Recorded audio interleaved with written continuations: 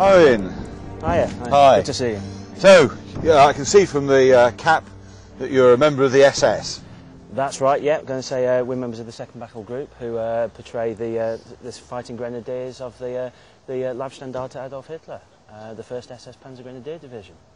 And this is obviously a hobby and one of the more popular sides of reenactment, I understand. For us, yeah. I'm going to say it's definitely a good hobby for us. So, you know, it's becoming more and more popular as time goes on. But it's not political, is it? Definitely not political. No, definitely not. I've been told that. Yeah, going to say, yeah. No, we're there just to actually portray the typical fighting soldier circa 1944 in Normandy. Normally. And here's our model. Hi. How do you do?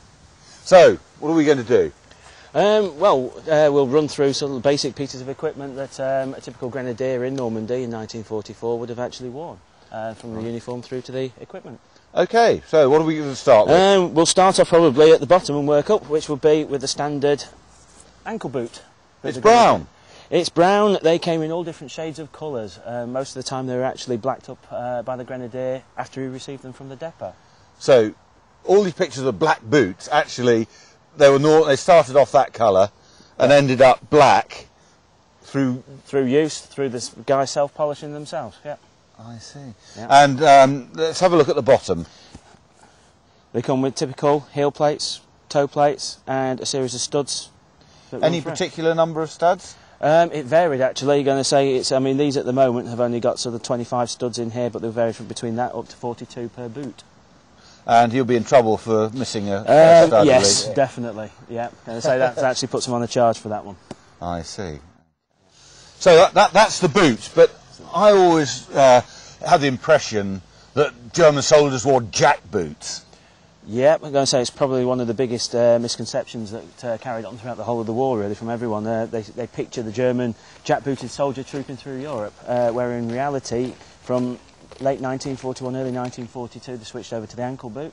Shortages of leather, obviously they had to cut down on the material, and in replacing the jack boot and how the trousers actually fitted into the jack boot, they came up with the ankle gaiter. So rather like the British one? Very similar to the British one, yeah. I'm going to say fastened with 2 standard straps on the side.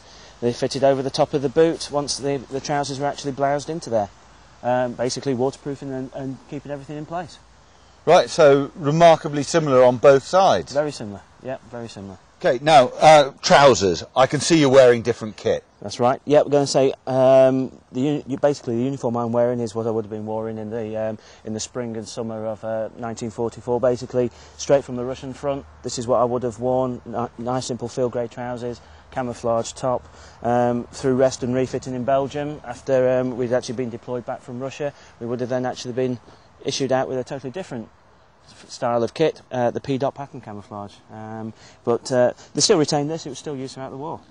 And it's known as P's? This is actually known as P's pattern, which if you actually have a look, it's got a very distinctive pattern on here that look like dots. And obviously a multitude of colours, all contrasting. From all the black and white pictures, as a historian I'm used to looking at, it comes as a bit of a surprise to actually see just how colourful the uniforms were. Yeah. And that's faded. Yeah, going to say when these came brand new from stock, there's quite a lot of salmon in there, green in there, so the multitude of colours. It was actually quite vivid, but they did actually fade down very, very quickly, and obviously through dirt and wear and tear, you end up with this quite nice subdued colour. And I can see from the difference in your fine herringbone twill here and this fairly ropey material that styles changed. Yeah, I'm going to say production methodology changed as they went through the war. But the idea is that it helps just blend into the natural foliage. Seems very effective here. Yeah, I'm going to say very effective, even more effective in the summer of '44.